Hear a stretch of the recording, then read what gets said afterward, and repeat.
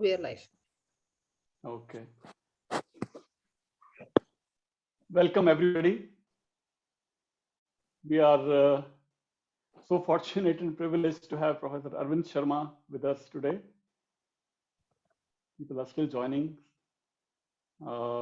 This is the monthly series on Indic studies or India studies that we started in February 2021 from Flame University in Pune, whose background you see on my virtual image on this Zoom session.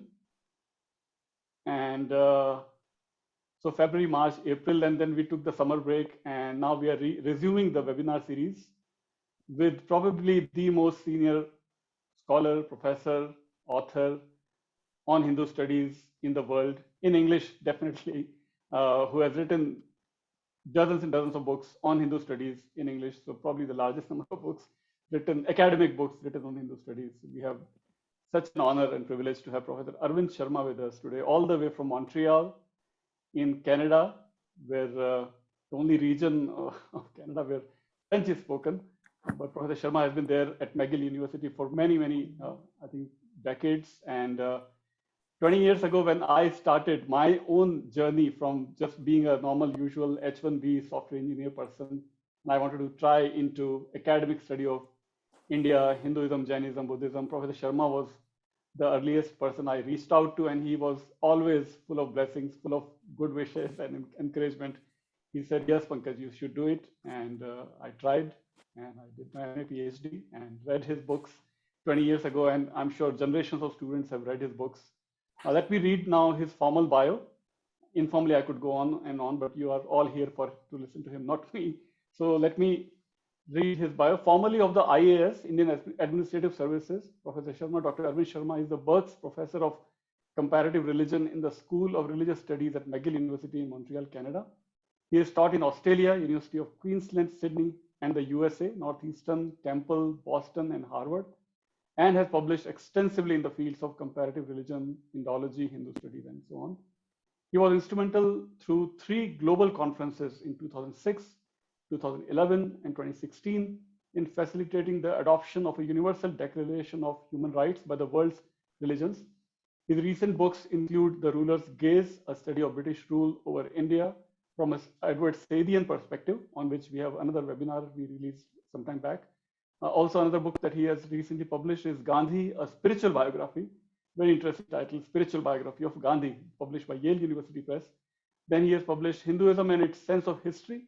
You know, many times we hear that Hindus have no sense of history. So Professor Sharma took this head on and wrote the whole book on Hinduism and its sense of history. And on and on. I mean, I can go on. The other book he has published is Decolonizing Indian Studies, another landmark book. He has contributed to and edited Our Religions, the 7 world religions, introduced by prominent scholars from each tradition. He is also the general editor of the Encyclopedia of Indian Religions, published by Springer, of which I am one of the co-editors also for the Hinduism section. So I've been privileged to for a long time, almost 2 decades. And Professor Sharma, over to you. Thank you again for giving your wisdom and your time to all of us. Thank you, sir. Well, thank you, Pankaj, for that glowing introduction. And now I have to live up to it. Okay. So what I plan to do today is to discuss certain key concepts in Hinduism and how they might be realigned in our own times. I do not yet have a grand design for my presentation.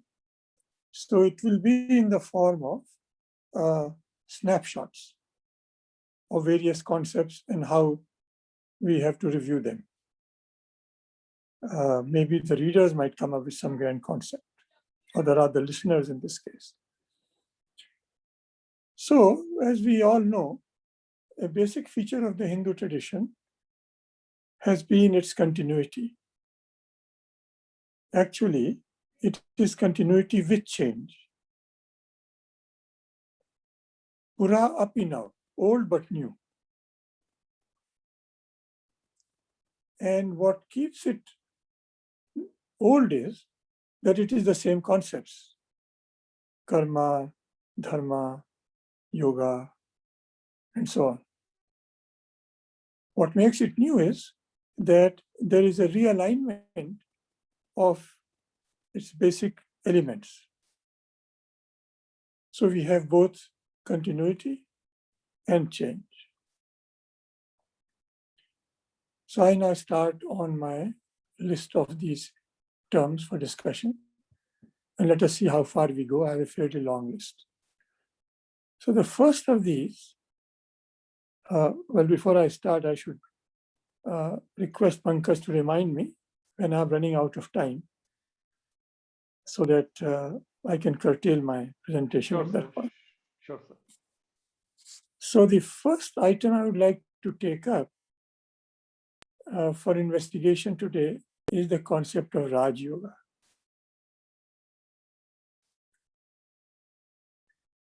Now, Pankaj, if I asked you, what does the word Raj Yoga mean? What would you say? Oh, okay. No, Raj this is Yoga not is a trick question. This is not a trick question, Yeah. Raj Yoga is explained by Swami Vivekananda is the one that involves the concentration of mind, meditation, dhyan, yoga, everything, Hatha yoga and all. Exactly. Yeah. That is, the focus is on the mind. And then when we turn to the word Raj Yoga and we ask now, how do we grammatically explain this term to yield this meaning? Now, by a well-known Paninian Sutra, I think Raj Danta Dishuparam, which is usually applied in this case, the meaning is derived in the following way. Best or the king among the yogas is Raj Yoga. King among the yogas, meaning the best yoga. So as Pankaj explained, it deals with the mind, because the mind is the main instrument of both bondage and salvation. This is the traditional explanation. This is the explanation used by Swami Vivekananda and many others. But let us reflect on the term again. Could it not mean the yoga of kings, Rajyam Yoga?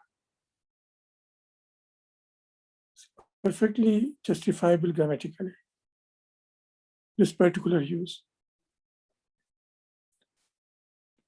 What made me think about this is the following consideration. When you go to Raj Yoga, specifically to Raj Yoga, and even to yoga in general, you find there is a lot of emphasis on keeping the mind steady in joy and sorrow, in failure and success, and so on. I am sure there are people in the audience who can cite verses to support what I am saying. Now, in the course of our life, what are the vicissitudes we are likely to face is the question I ask myself. In my life as an academic, what is the worst that can happen to me? Well, a paper might get rejected. A book may not get published. Yeah, it's a setback, but it's not a real crisis. What is the best that can happen to me? A book will get published. The paper will get published. I may get elected to some office in some professional organization. What I'm trying to say is that the range of vicissitude in the kind of life you and I lead has a very narrow bandwidth. It is in politics that you get real upheavals in terms of vicissitudes. Today you are in power. Tomorrow you are out of power. This may happen democratically. This may happen militarily. But this is the nature of politics. So if we understand the word Ragyam or the kings here as those who are members of the political class, then they are the people who really need yoga. Now, if you read the Bhagavad Gita, you notice that it is a discussion between two Kshatriyas, at least in terms of their action. That is Krishna and Arjuna. And in the early chapters, when Krishna talks, I think in the 4th chapter about yoga, it is a royal line of kings through which it is transmitted. So, what comes to mind is that one of the great failures of Hinduism has been political and military. Which other culture has been subjected to 1200 or 1000 or 800 years of political subjugation, out of which we have just emerged for barely 75 years? So should we not consider the other meaning of the word Raj Yoga as relevant for our times? So this would be my first item for discussion. Should we, in the light of what I have said,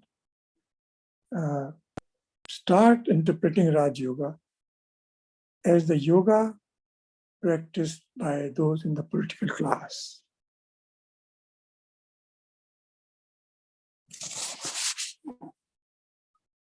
I turn next to a pair of words. In English, we might use the words piety and power to denote what I have in mind. In Sanskrit, we could use the word bhakti as an exaggerated form of piety, and Shakti as a magnified form of power.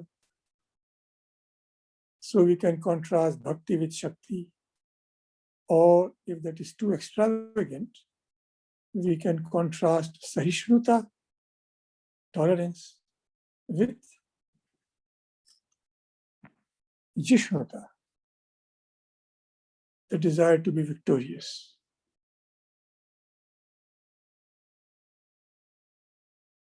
So what am I trying to say? I alluded earlier to the problem of Hindu civilization, that its great failure from one point of view is not spiritual, not moral, not social, not economic, as much as it is political and military. Why is it so? Is it because when we face a problem, we start thinking or reacting to it, or thinking in response to it or reacting to it in terms of piety, which is the virtuous thing to do, which is the right thing to do, which is the pious thing to do, instead of reacting to it in terms of which is the most effective thing to do, which is which way should we react so as to we are able to overcome this, be victorious over it. This often boils down to a question of means and ends. When we become focused on power or Shakti or Vishnuta, we are concerned with obtaining the result, the outcome, the end.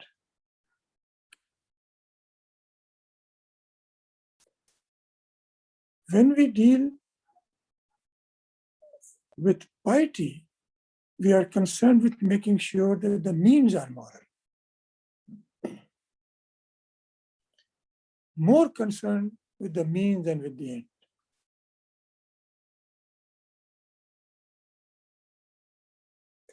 Does this explain, at least in part,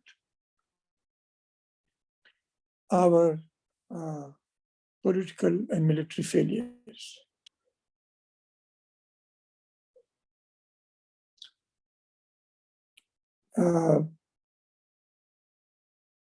Let me see if I can think of a suitable example for this.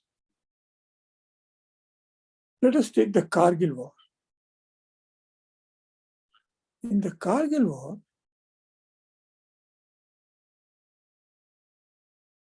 I think the then Prime Minister of India, Vajpayee ji, did not allow the Indian Air Force to go beyond the line, the ceasefire line.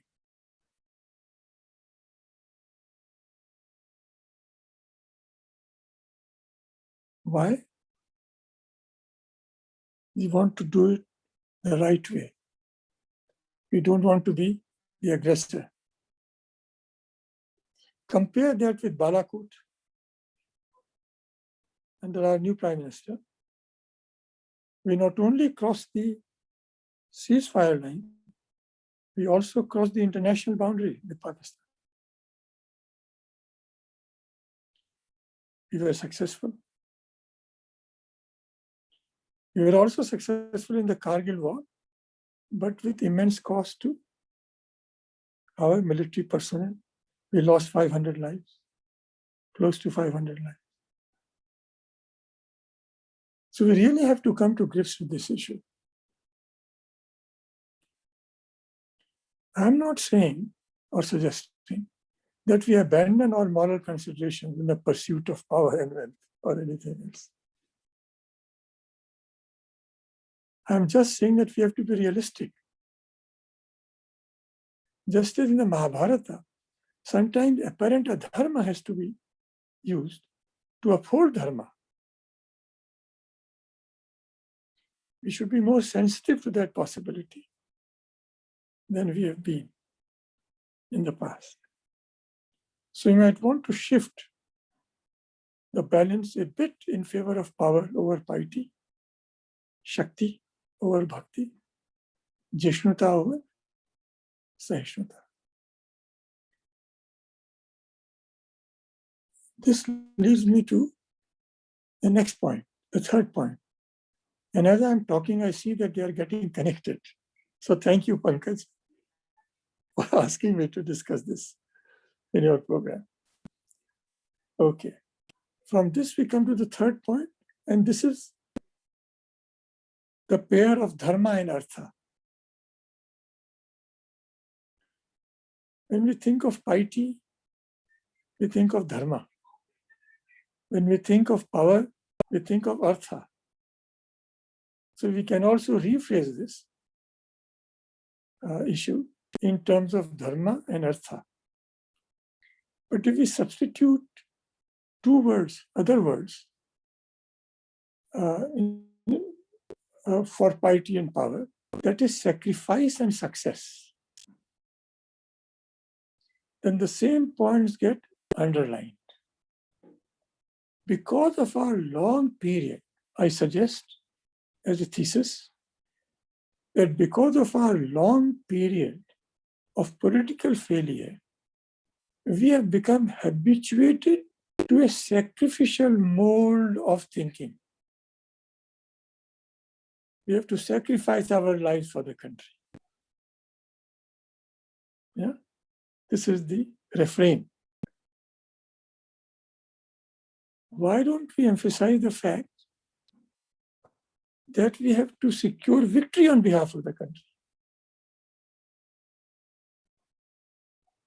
Is it because we have not had the sensation of victory for a long time that we have stopped thinking in those terms?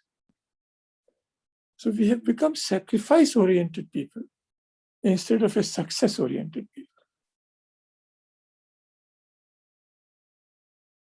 So here again, we may have to shift the balance a bit. Let me illustrate this point with a somewhat crude example, but which I think is very effective.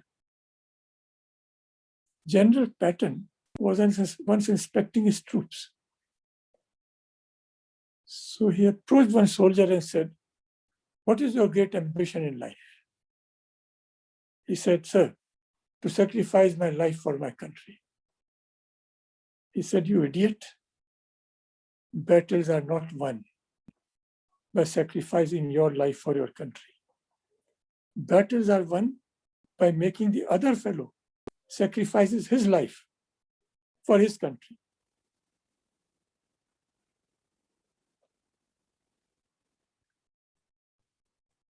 I think the merit of this exchange is that it highlights this difference between sacrifice and success orientations.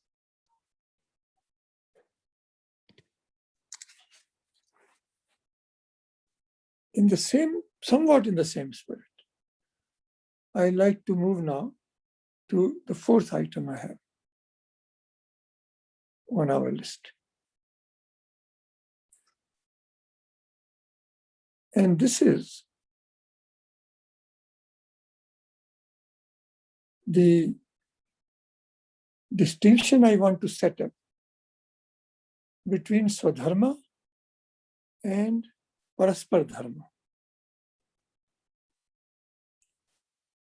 All of us are familiar with the concept of Swadharma. But just to remind ourselves of what is involved here, let me take recourse to the experience of the Jewish tradition. There is a famous statement in Judaism. Rabbi Juzia said,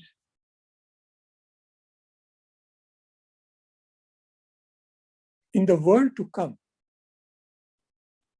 I shall not be asked, 'Why were you not Moses?'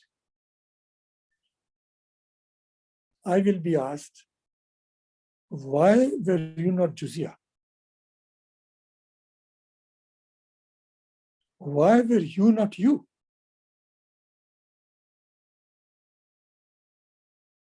I find this extremely helpful, this example from Judaism, in explaining this term Swadharma to my class.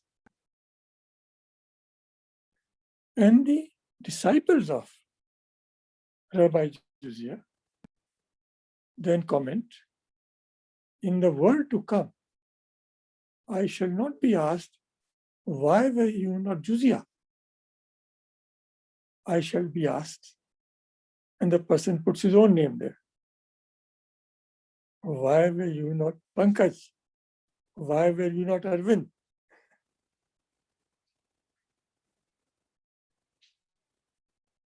Why did you not manifest the best in you? Okay. The Swadharma concept, was emphasized by Mahatma Gandhi, emphasized in the Bhagavad Gita. Now, there is good reason why it's so prominent in our imagination in India.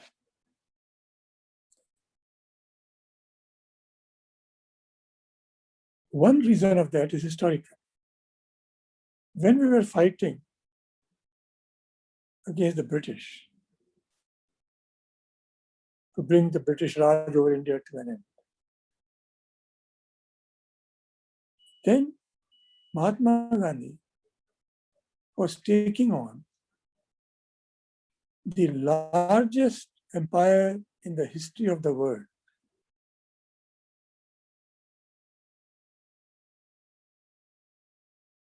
What chances did we have of succeeding?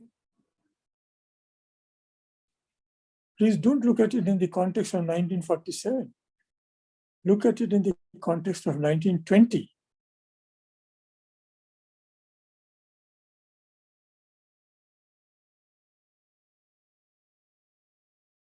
Realistically, none. Providentially, yes. I mean, we became independent in the lifetime of many of the freedom fighters. But at the time when they entered the fray, there was no such hope. So how would you stir them to action? Forget the reward. Forget the reward. Focus on yourself, what you can do to achieve it. I'm reminded here of a famous conversation between Swami Vivekananda and Pavhari Baba of Ghazipur.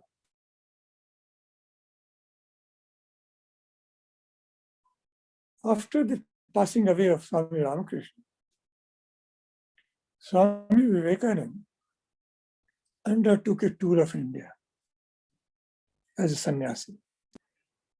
He came to Ghazipur and he met this famous Swami there, who was known as Pavhari Baba because no one had seen him eat. So he was supposed to live on air. So it is Pavana Hari had become Pavhari Baba. And he asked him, that is, Swami Vivekananda asked Pavhari Baba, how does one achieve the impossible?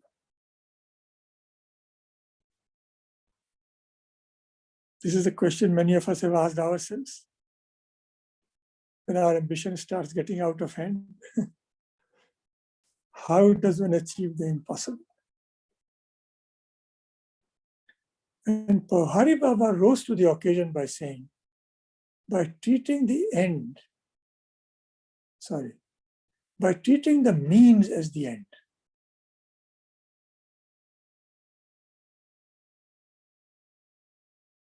Which I think we can all grasp. But the next part, the full understanding of it still eludes me. He said, by treating the means as the end and the end as the means. Now, the first part of it brings us back to Swadharma. Focus all your energies on the means. Don't even think about the end. In a way. So we are thoroughly imbued with the idea of Swadharma, and which is all to the good. But is it all to the good? What happens when you become solely focused on doing your duty? When you become solely focused on doing your duty, you become liable to what I call deontological exploitation. What do I mean by that? Suppose a student comes to me and says, sir, I have not understood this point. And I say to him, go read this book. What have I done?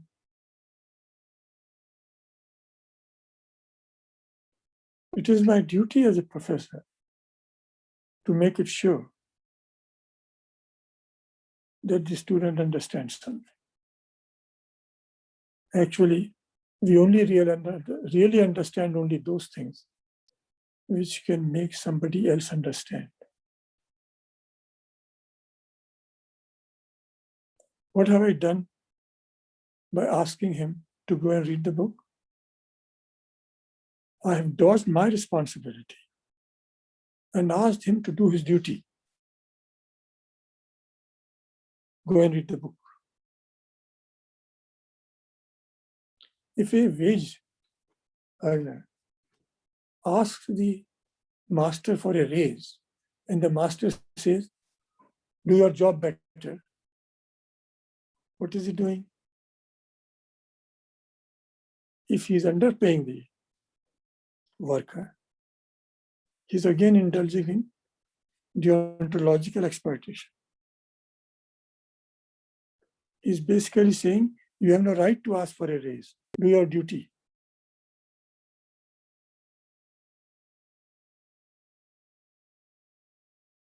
This is when you have to invoke the concept of what I would like to call Paraspar Dharma, mutual duties.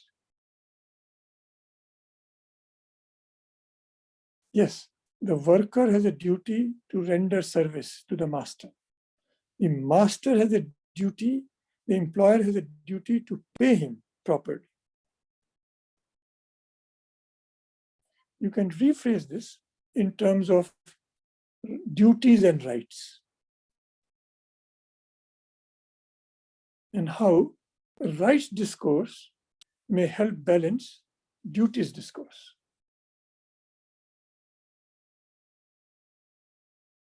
It has been often suggested that Western, not so much theological, Western ethical discourse tends to, let me rephrase, modern ethical discourse in the West tends to emphasize rights over duties. Our, that is Indian traditional discourse, tends to emphasize duties over rights. Now, in a sense, you might argue that recognizing duties and giving them priority is a morally, quote unquote, superior position. Why do I say so? Because when you emphasize rights, you emphasize the moral claims which others have on you, which take the form of your duty to them. When you ask for your rights, you are emphasizing the moral claim you have on them.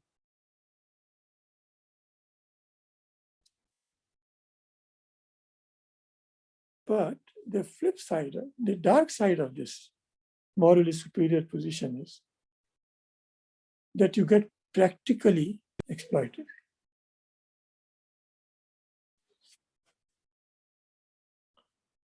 So we should now think more in terms of Paraspar Dharma. Now, nowadays, you see a change in the diction of inter-religious relationships in India. In earlier times, the emphasis was, we must be nice to them. Whether others are nice to us or not is up to them. So we must treat, say, Muslims and Christians as Hindus with tolerance and respect. And now I notice a tendency in the discourse in India, and I think Yogiji articulated it recently, that I respect Islam to the extent Muslims respect Hinduism. He said the same thing of Christianity. Now this is Paraspar Dharmata. What Yogiji said is Paraspar Dharmata. What Gandhiji might have said, we must do our duty, will be Swadharmata. The way I'm looking at it. I'm not taking sides on this issue at all. I'm just analyzing the issue, not advocating either position at the moment. How are you doing on time? Okay, so far so good. We have spent 36 minutes so far. Oh, very good. Okay. Yes. Good. So we discussed the two ways we can interpret Raj Yoga to begin with. Then we talked about piety and power, or bhakti and shakti, or sahishnutta and jishnuta. Then we talked about dharma and earth and success and sacrifice, or rather sacrifice and success. And now we are on Swadharma and Paraspar Dharma. Paraspar Dharma is hinted at in the Gita when it speaks of human beings doing something with the gods and the gods doing something for the human beings. Parasparam bhavayantaha. Shreya paramavapsyatha. The ultimate good is achieved when there is this mutuality. Parasparam bhavayanta. Shreya paramavapsati. Okay. There's a slight change of gear, my next point.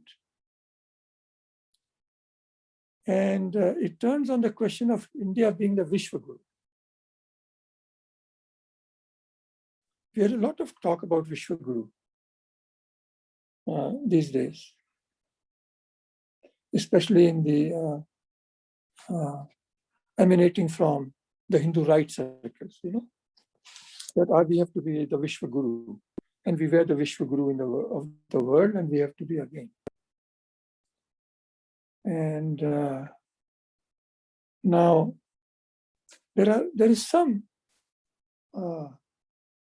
historical depth to this, but to place it in context, there are very few attempts at Hindu definitions of Hinduism, in the sense of Hindu is a word of recent vintage, especially in the sense of Hinduism. But it has started acquiring this religious connotation in medieval times. And we have this following definition of a Hindu coming from Madhvacharya Vidyaranya, the person who inspired Hariharan and Bukka to found the Vijayanagar dynasty in the 14th century. As many of us already know, Hariharan and Bukka had fallen into the hands of the Delhi Sultanate. They had converted to Islam. They came back to the Deccan. They were reconverted to Hinduism by Madhvacharya, whose post-sannyas name was Vidyaranya. And who then founded, the two of them then founded the Vijayanagar Empire. So he says, Omkar mantra mooladya punar janma dridha vrata ko bhakto bharat guru Hindu hinsan dushika.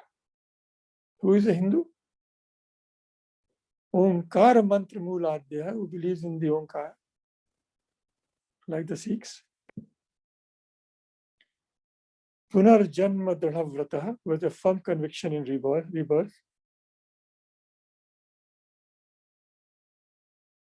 What did I say then? Go bhakto, venerates the cow. Bharat Guru, regards Bharat as his guru, or Holy Land.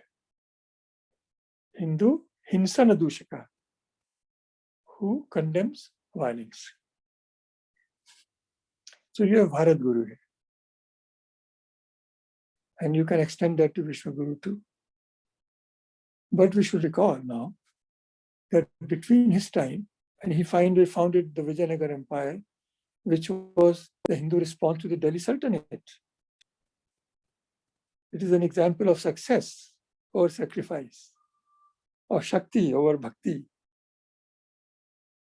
of Raj Yoga in the sense we are proposing. So you could talk about Bharat Guru and now Vishwaguru. But we have had this long period of subjugation. So the proper response, it seems to me now, because who has defeated us? The Vishwa. The Greeks almost defeated us, not quite, Alexander. The Indo-Bactrians, the Indo-Parthians, the Shakas, the Yechi, all poured in after the Mauryan Empire. Then they have the Arabs, the Turks, the Afghans, the Mongols, the Dutch, the Portuguese, the French, the British.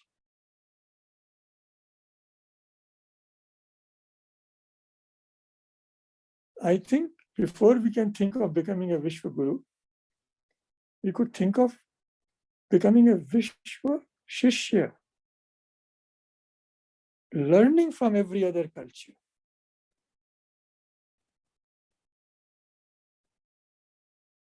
Why did they prevail over us? How did they prevail over us? Or what a person like Chanakya would call Shatru Bodh. Come to know your enemy. And if you want to make them Shishyas, then come to know your Shishya first, before you want to be their Guru.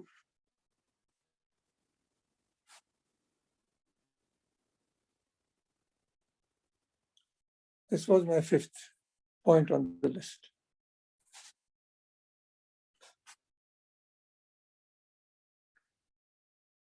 For my next point, I'd like to distinguish between what we might call Dvija Dharma.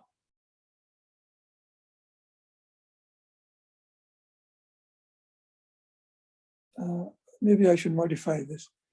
Dvijvarna rather than Dharma. Dvijvarna and Sarvavarna. So I know question marks are hanging in your mind around these terms. What is this Dvijvarna and what is this Sarva? I have in mind the last portion of the Apastamba Dharma Sutra. As we all know, the Dharma Sutras are a discussion of the way we should lead our life.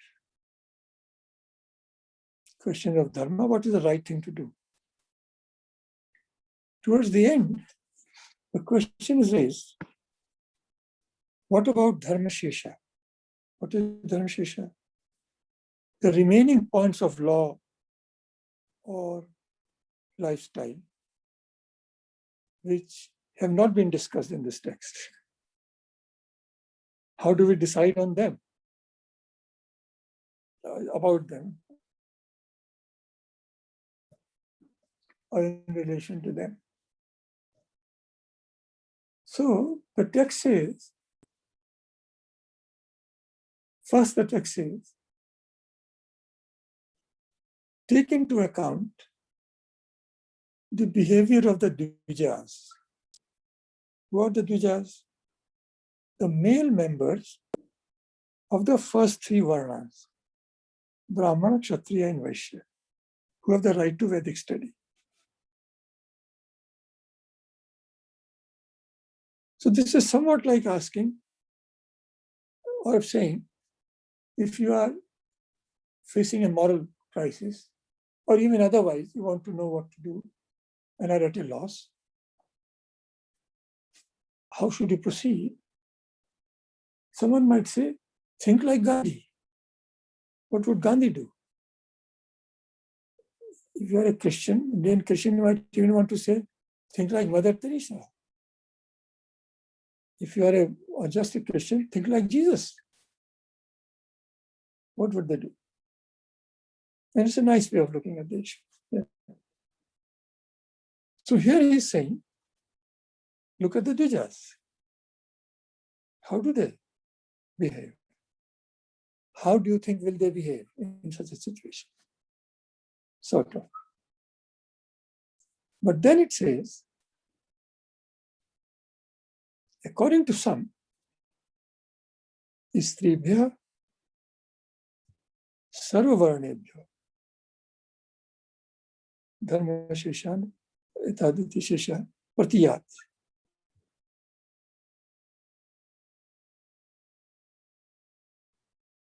Consider, take into account all the Varnas and women.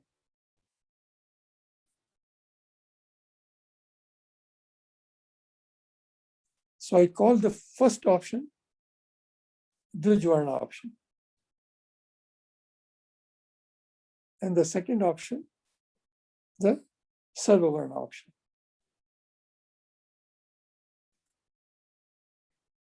Now, when I go out on a limb here, one way of looking at the history of Hinduism is in terms of a tension between these two options.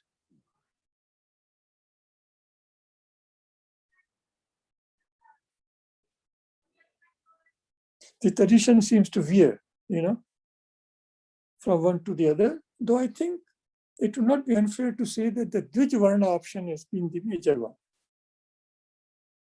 The other option has always been alive, but I think it has had a tough time becoming the major option.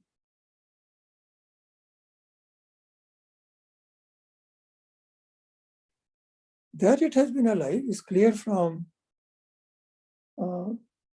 such statements as found in the Mahabharata. In the famous Yaksh Prashnas, one of the Prashnas Yaksh asks is, Kapantha, what is the way to go?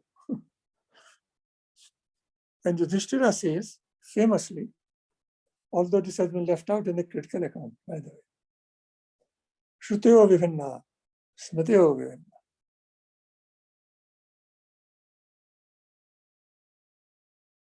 The revelation is self-contradictory. Smateo Vivinna. Traditional literature is also self-contradictory. Neiko Moniriyasya Vachah Pramanam. Bimal Matilal interpreted this line to mean, a Muni is a Muni because he established a different point of view. Shrutyo Vivinna, Smatyo Vivinna, Neiko Moniriyasya Vachah Pramanam, Dharmasya Tattvam Nihitam Guhaya. The secret of Dharma is hidden in a cave, hard of access. Dharma is subtle. Mahajano yena gata sapanta. But the word Mahajana is capable of two interpretations here. The leading person in society, Mahajanas, or as Nilkant glosses it. I think this is again medieval, I think 16th century, yeah. Bahujan sammatam ityartha. The voice of people is the voice of God.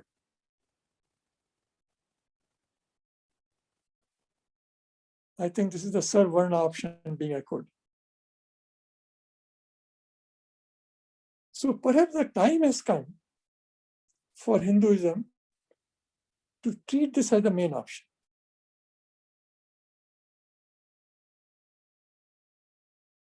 In our own times, when all people have access to all our literature, there are no restrictions practically to what you can read, who can read, and so on. Right? Longevity is rising. Education is spreading. Why do I bring these up? Because you could argue that in pre-modern times, birth was such a good index of worth that it start being used as the index for everything. That is, if you are born in a family that determined what kind of person you would be, how educated you would be, what your lifestyle would be to such an extent that it determined your worth. So there was some justification for arguing that a group of people who is trained in these things, right, the male members of the three higher Varnas, may be delegated the task of guiding the rest. But now, this charitable view of the arrangement also is no longer valid. There is mobility, there is longevity, there is literacy. Yeah. So I guess we've run out of time, or have we? We have spent 51 minutes now. Yeah. You want to go in for questions and all, or as I said, I have Sure. no grand design yet. Yeah. Yes, yes. We have already some questions, sir. Yes. So I'll take the first question from Professor Graham Schweig Right. from Virginia. Okay. So he has asked this question, is it Paraspar Dharma of which Professor Sharma speaks, as in Bhagavad Gita chapter 10 verse 9, Bodhayantaha Parasparam, or is the phrase this, or is this a phrase coined by Professor Sharma? I have used the Gita verse to coin this. Okay. So Yeah. Professor Sharma has coined this word based on the Bhagavad Gita verse. Bhagavad Gita. Yes. Okay, good. Let me. Uh, okay, Professor. Yeah, he understood your response and he's happy with your response, Professor Shrai. I think people are raising hands. I mean, people should type the questions in the chat window so that I can read them. I'm not sure if I can, is there any other way to do this? Because this is a different kind of Zoom setting. Right, somebody else. All right, yeah. Please type your questions on the chat window, and I would be happy to read them. Very beginning, in the beginning, Vijay Bhatt had typed the definition of Raj Yoga when you were asking. He simply said Raj Yoga means the practice as proposed by Patanjali. So yes, that's pretty straightforward. Yes. Yeah. And that becomes mental pretty quickly, you see. Right. Yam, niyam, asan. Yes. Yes. And asan, there is only Sukhamasanam, you know, in a easy posture. Yes. Yes. Yes. Right. Right. Please type your questions and we will be. Professor Nataraju from Assam, from Silchar, Assam University, Central University, he's asked this question. Meaning of Rajasuya may help in explaining Raja Yoga. Interesting. Very good. Speculation. Very good Yes. thought. Yes. Yeah, thank him for it. Please, thank you. Thank you, Professor Nataraju, in Silchar, Assam. Yes. All right. See anybody else? Any other? People are typing in the question window now. Ajay Jaiswal has asked, sir, what are the sources for understanding means, end, or Angi relation in Indian tradition? Could you please throw some light on that? What are the sources for understanding means and end, or Anga and Angi relation in Indian tradition? Could you please throw some light on that? Okay. I'm afraid I don't have much light to throw on that. No, I've thought it out mainly in terms of means and ends. Right. But it's a very good suggestion to follow up. Okay. I'll definitely follow up on that. Yes. Okay. As to how to correlate, Angangi and means ends. Very nice. Thank you for the suggestion. Yes. Great. Professor Smita Srinivas, probably from Bangalore, I think, or Chennai, I forget. She has asked this question: clarification of right action versus effective action that you made.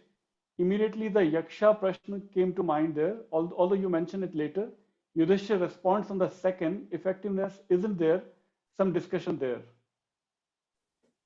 Isn't there I some think the discussion? word, I think the word right, which I used, can be understood differently. Right in the sense of morally right, and right in the sense of practically right. Yeah. When you look upon the means only in terms of whether it is right or not, in terms of enabling you to reach the end, that is one meaning. Right means. But the other is to introduce a value judgment. Is it morally right or morally not? Right. Yeah. Okay. All right. Let's see. Dr. Anandagiri, Professor Anandagiri is asking, dear Professor Arvind Sharma, thanks. How can we still cultivate unconditional reciprocity in Paraspar Dharma is turned to Sarva Varna without a foundational critique of Trivarna? Okay, I see two very interesting questions there. One is the nature of reciprocity. And the two is a more specific one. How can we turn Varna Dharma into Sarva Dharma?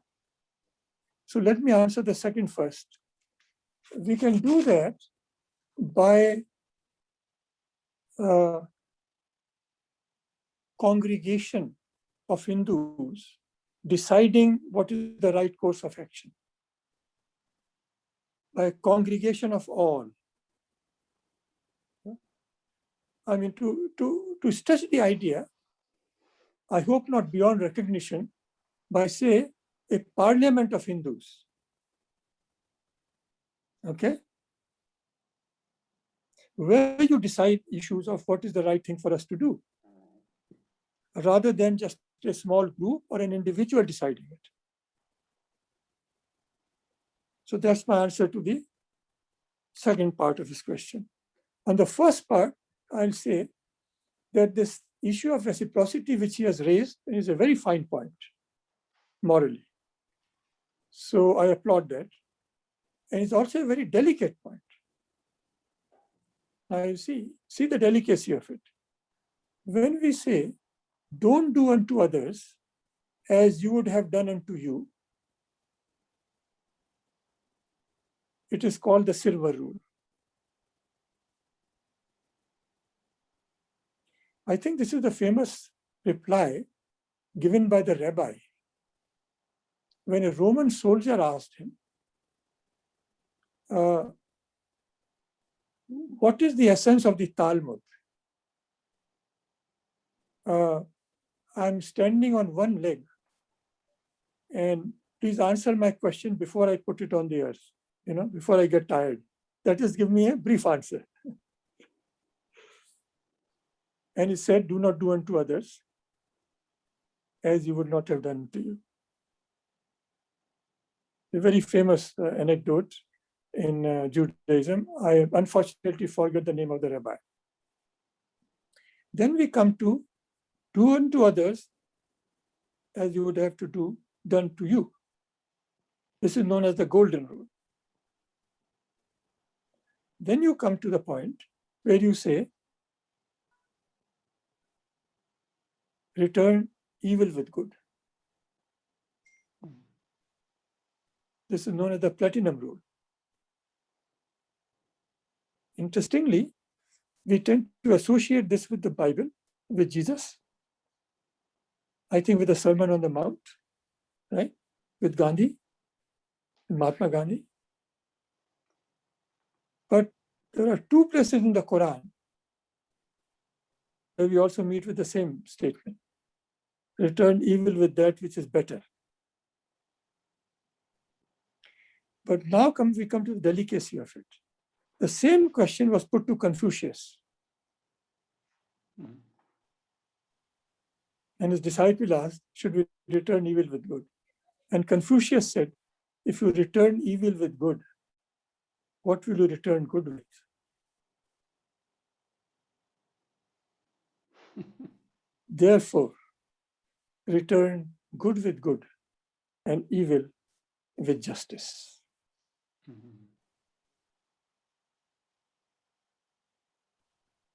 So we can see how complex and subtle the point is. And I think I cannot hope to resolve it. I'll leave it at that.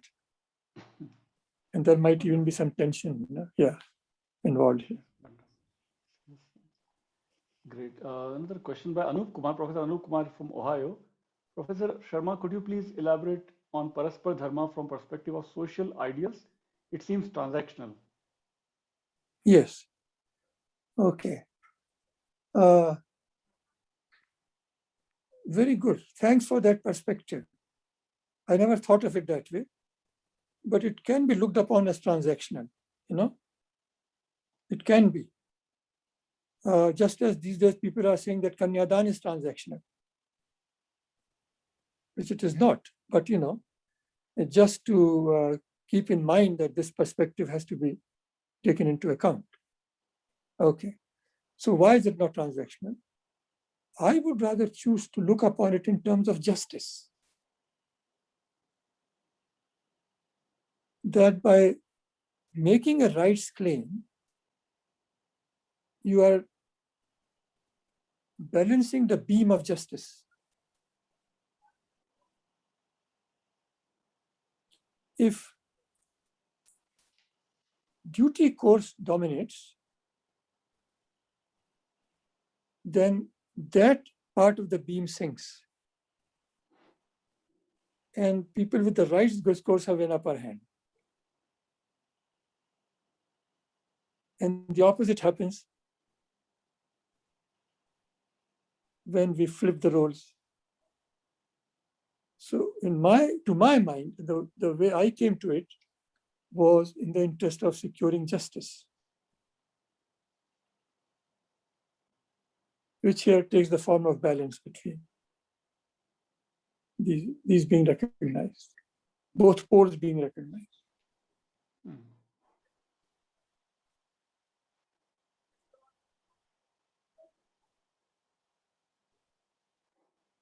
Right. Sir, Professor Nataraju has added a few comments on Rajsu Yagya and Raj Yoga. He said that Bahujan Samagam is used by Shankaracharya also in Brahma Sutra, public frame of reference. Nataraju has added from Assam, Silchar. Bahujan Samagam, very good. Yeah. Thank you. Right. Yes, I think that's it. Any other questions? Please feel free to ask. Okay, one more question from Dr. Smita Srinivas. Is there a generational justice question then embedded in the Paraspar Dharma notion? Yeah, very good question. Again, very delicate, very good. The fact that people are asking such subtle questions is very encouraging. Now, it can be extended in that direction. This brings me to a point in human rights discourse, in current human rights discourse. Human rights discourse, as it stands today, knows biography, but not history. So I think the great moral issue of our times, one great moral issue of our times, is going to be the question of the righting of historical wrongs. This is one way in which we can look upon the affirmative action programs in India. First for the former untouchables, and then for the lower castes. Right? The righting of historical wrongs. And I think this perspective is a very important one. We should start. Okay, let me back up a bit. Please remember that at one time in the history of humanity, theft was not a crime.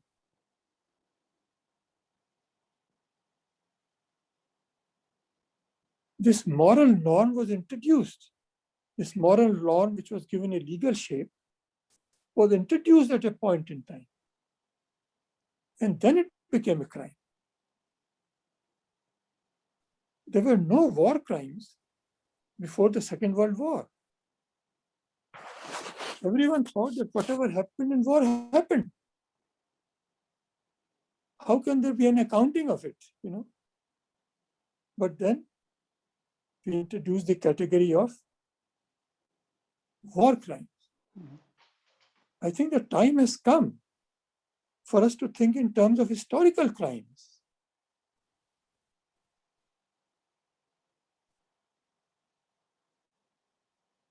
And to think in terms of the way women have been treated in the past, almost in all religions, and other discriminatory practices in the past, which we now dismiss as, oh, that was in the past, oh, that was history.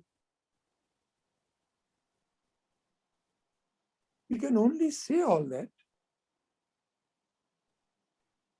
up to the point where we have not made them justiciable in terms of ethics and law. Once you do that, they will become a crime. They will become a crime, right? Then people say, oh, how can we deal with this so huge a problem? It is like the first man who's saying that theft is a crime, right? Oh, everybody steals. how can we have such a law? Oh, how can we have laws in war when But we did. Yeah. the oppressive element in that arrangement becomes unbearable? Mhm. Then you think of doing something about it, even though apparently it seems that we can't do anything about it. Mhm. And I think the time has come. Mhm. And I think we have paved the way for taking the steps the Indian society has. Mhm. Okay, thank you, sir. Let's see if anybody else has. Yes. From A. Sane, I'm not sure from where. The question is, who is the criminal in a historical crime? That depends on the context, I guess. Yes. We have to distinguish here between two things: guilt and responsibility.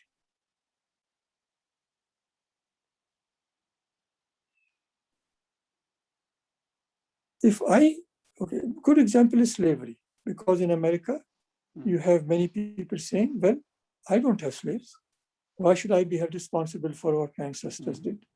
Right? A good point. Yeah. Yes, you are not guilty, but you have benefited from that arrangement.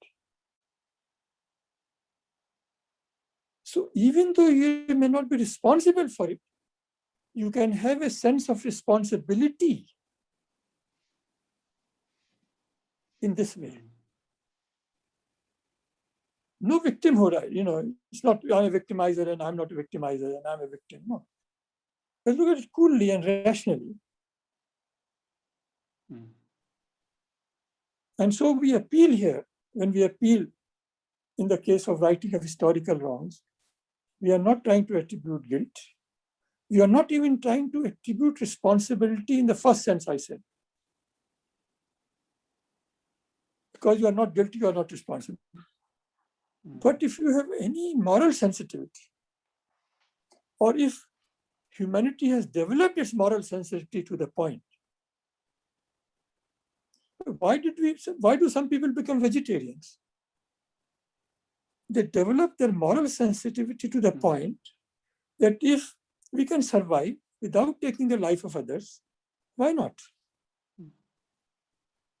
Right? Why not prefer such an arrangement? So it's a question of your evolution, moral evolution almost. A follow-up question from same person, A. Sane. When does a historical crime stop? I think you already pretty much covered probably. I think, yeah, when it's abolished. Yeah, right. When it is terminated. Yes. I think that's all we have, sir. And unless you want to add some concluding thoughts, we would love to hear more. No, that's it. I'm delighted by the questions which have been asked. Very good. Very good. Super. So we will, of course, have recorded this session and we will upload on YouTube channel of Flame University, the playlist called Indic Studies on the Flame University's YouTube channel. And we look forward to listen to more of your wisdom and your experiences, thoughts, insights. With that, I guess we thank you again. Thank you.